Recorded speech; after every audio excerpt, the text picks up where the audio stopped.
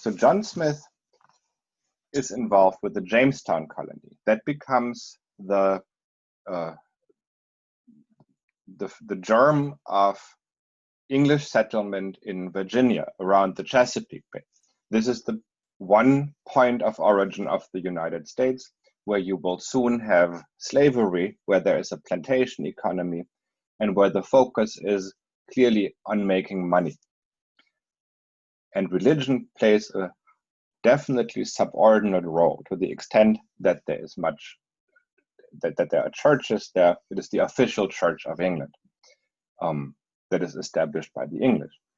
Now, the other point of origin, the second strand of development that leads to the United States, are the British colonies in Massachusetts Bay.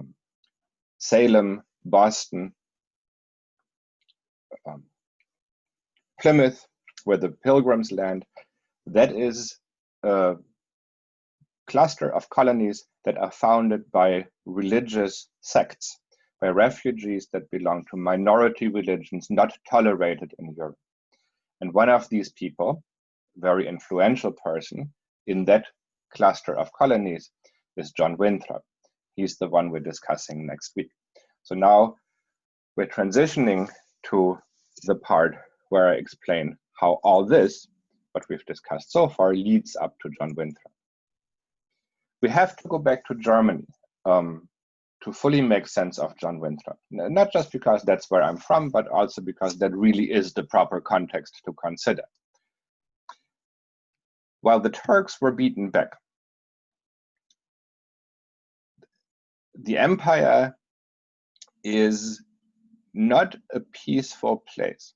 There is still simmering conflict between the Catholics and the Protestants. After the Turks are defeated, the emperor in the 1540s turns his attention to the Protestants and wants to defeat them as well and wipe them off the map. At that point, however, the Catholic French step in to help the Protestants. And that leads to a truce of sorts, a tentative peace signed in 1555 down here in the city of Augsburg. And that says that it's okay under imperial law if, as the ruler of a state in Germany, there are many, many different principalities, kingdoms, etc. in the empire. If you want to convert to Protestantism, you have a right to do so. And if you're Protestant as the ruler, then your state church and the religion of all your subjects is also going to be Protestantism. The doctrine here is whose bread I eat, whose song I sing. So if your king or prince or whatever is Catholic, you're going to be Catholic and so forth. One important thing that the Catholic side holds on to, however, is the crown of the emperor itself.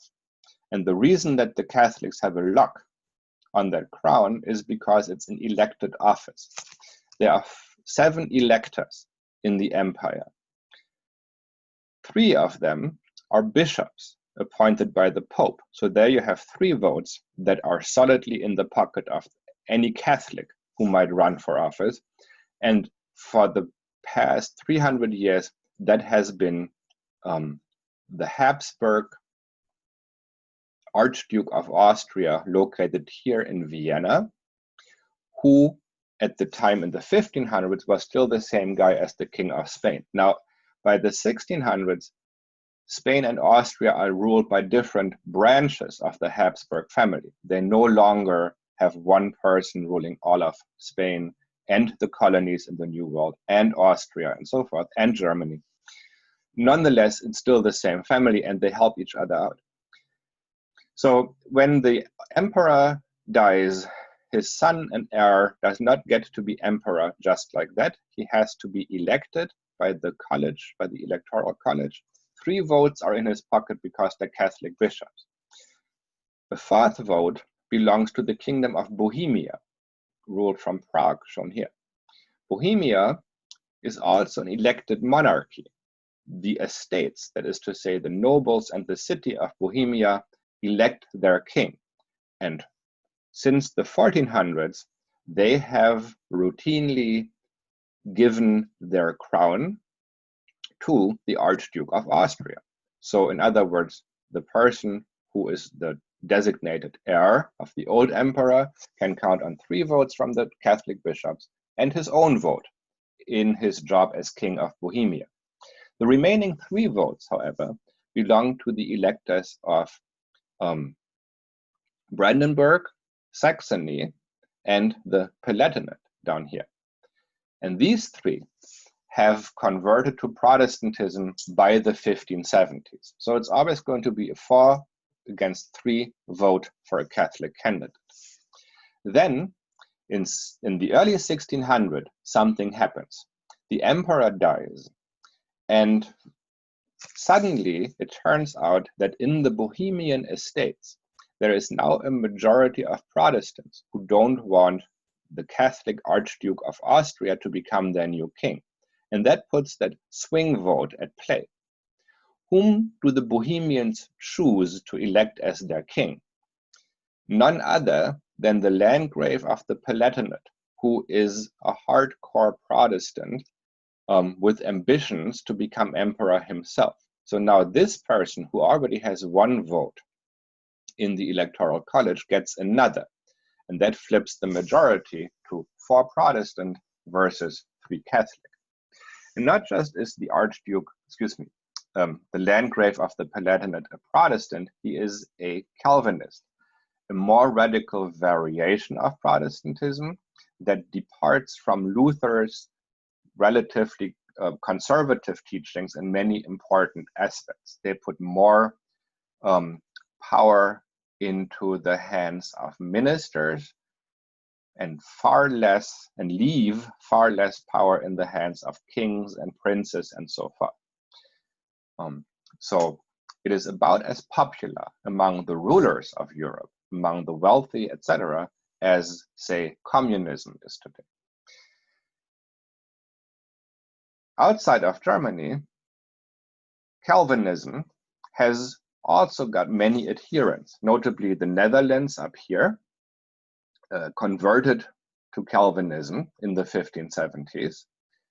Switzerland, which is where John Calvin is from, has strong Calvinist pockets. And in England, the Church of England allows Protestantism to be practiced, and it even allows Calvinism, except in England it is called Puritanism. So John Winthrop, the guy who goes to America and founds the colony in Massachusetts Bay, is a Calvinist, just like this Landgrave of the Palatinate.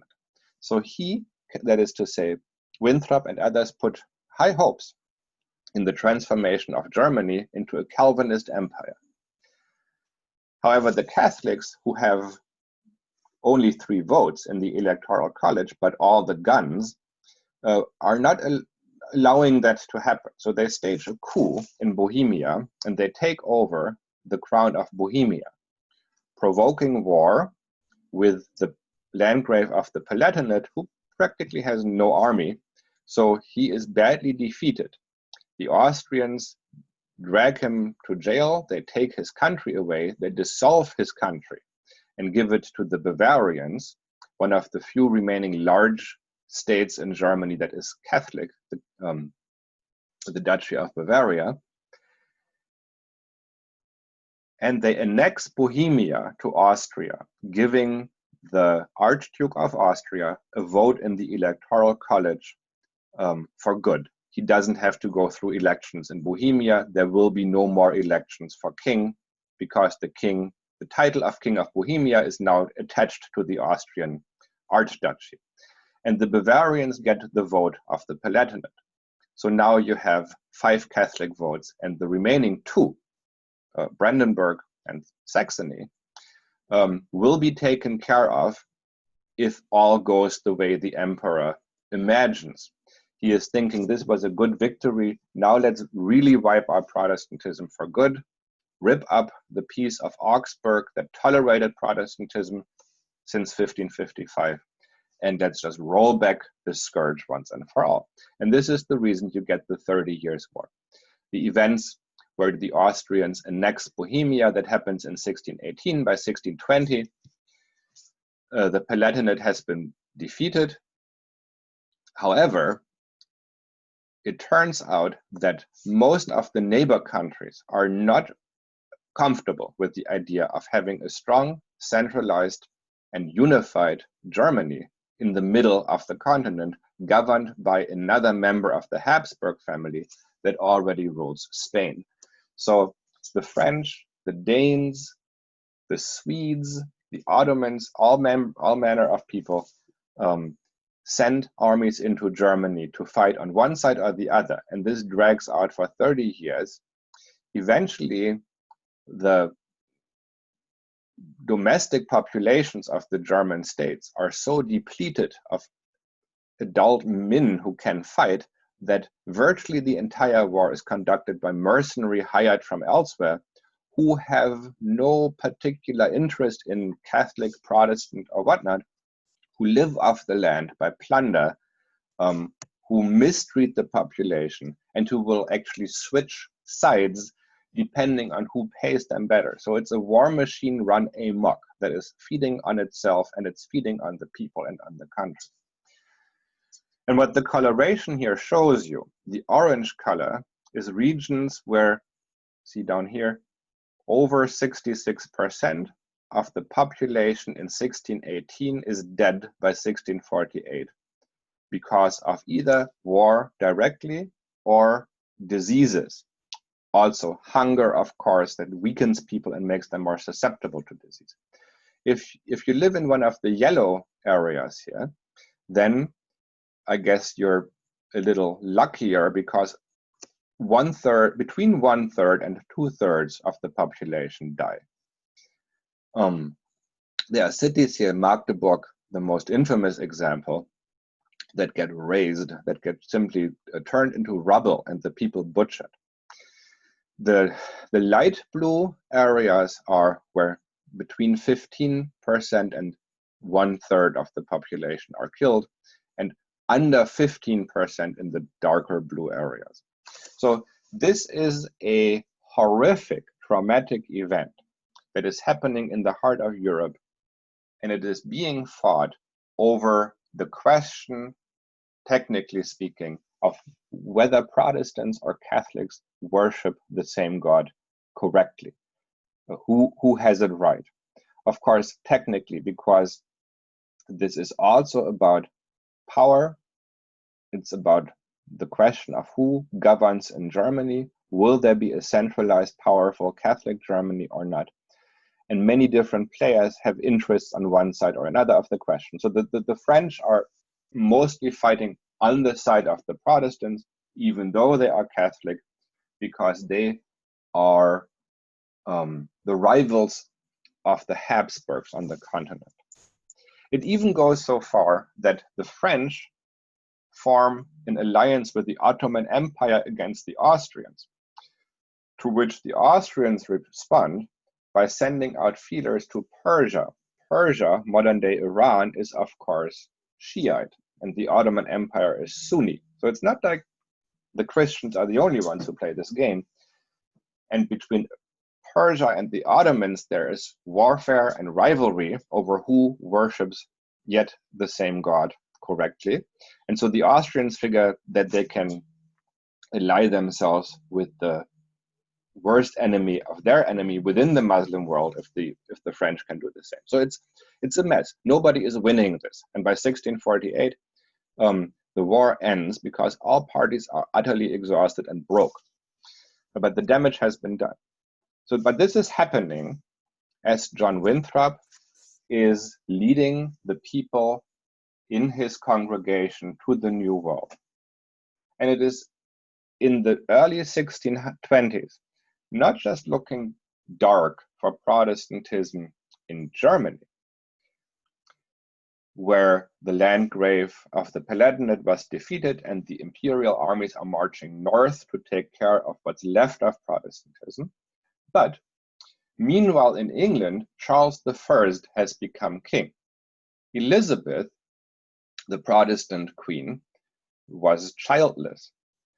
After her death, the line of succession reverts back to the first child of Henry VIII. And if you remember, he had that child, a daughter, with the Catholic wife, Princess Isabella of Spain, whom he cast out. So this daughter of Henry and Isabella was raised, excuse me, what am I saying? Catherine of Aragon, pardon me. So this daughter of Catherine of Aragon and Henry VIII grows up basically with her mother in prison in a monastery in the English countryside that they're not allowed to leave, raised as a fervent Catholic and with a deep hatred of all things Protestant, especially Anglican. So when her children, her sons, come into the line of succession, Charles I, who is descended of that Catholic branch of the British royal family, reestablishes Catholicism as the state religion, outlaws Protestantism, once again accepts the Pope as the supreme authority, and begins to force people to convert back to Catholicism. So the Puritans can't stay there. And it is only because John Winthrop is a prominent, wealthy individual with long-standing personal friendship ties to Charles I that he is allowed to sell his land and take his money with him. Others are not so lucky. In 1624, therefore, Winthrop and the Puritans flee England and settle in the Netherlands, another Calvinist region of Europe, as I mentioned. The Netherlands are also deeply involved in the 30 Years' War. In fact, they were ruled by the Habsburgs, the Spanish branch of the family, and to become Protestant and to become Calvinist for the Dutch, who inhabit the Netherlands, is part of a struggle for national self-determination. They want their own Dutch state, and that means you want to get rid of the Spanish, while the Spanish are the leading Catholics. So if you really want to make your point, you can also break with them on religious grounds. And this has made the Netherlands one of the champions of Protestantism in Europe. They're wealthy because they also have an overseas empire that they started building under the wings of the Spanish Empire when they were still part of Spain. But when they switch allegiance, when they declare independence, they take much of that with them.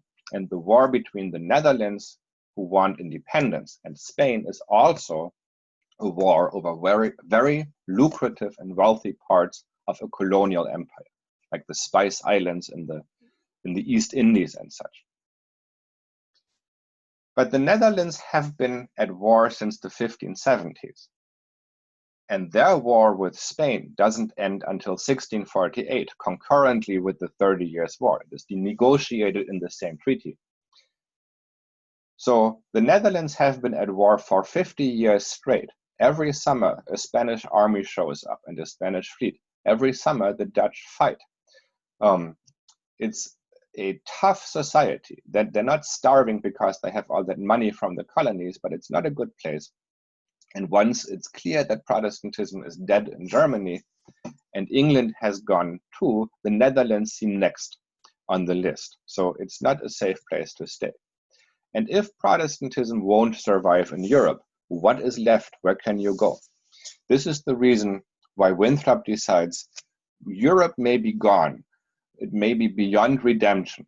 But what we can do, what we can try, if we want to do right by God, we can preserve Calvinism, Protestantism, in a model community in the New World, where hopefully we'll be left alone and we will be safe for long enough to demonstrate to the world that our way of reading the Bible, of worshiping God, and of living accordingly, of building a model society based on the Word of God, is superior, is more godly.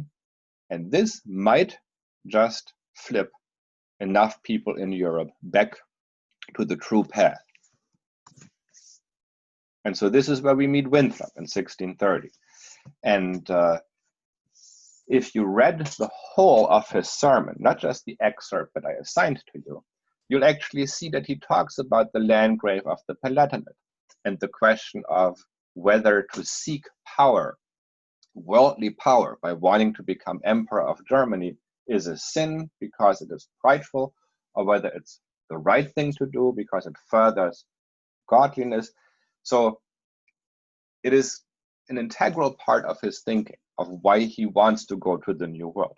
But then next week, we'll switch to a different level of analysis. We'll talk about what kind of society Winthrop wants to build, because he lays out a blueprint for that in that sermon. It's a programmatic sermon, and he says, these are the criteria for a godly society that we must meet, and we're going to build a model for Europeans to follow. So with this, we have introduced the two starting points of British settlement in North America. Virginia on the one end, where it's all about money, tobacco, and slaves. Massachusetts Bay, New England on the other end, where it's all about God. So please remember to take the quiz about this lecture. I'm sorry that it was very long, but we have nothing other than the lecture to do this week. So I hope you found some parts of it interesting. I'm sure that you will find many parts of it useful for understanding the material we'll cover in the future. So with this, goodbye.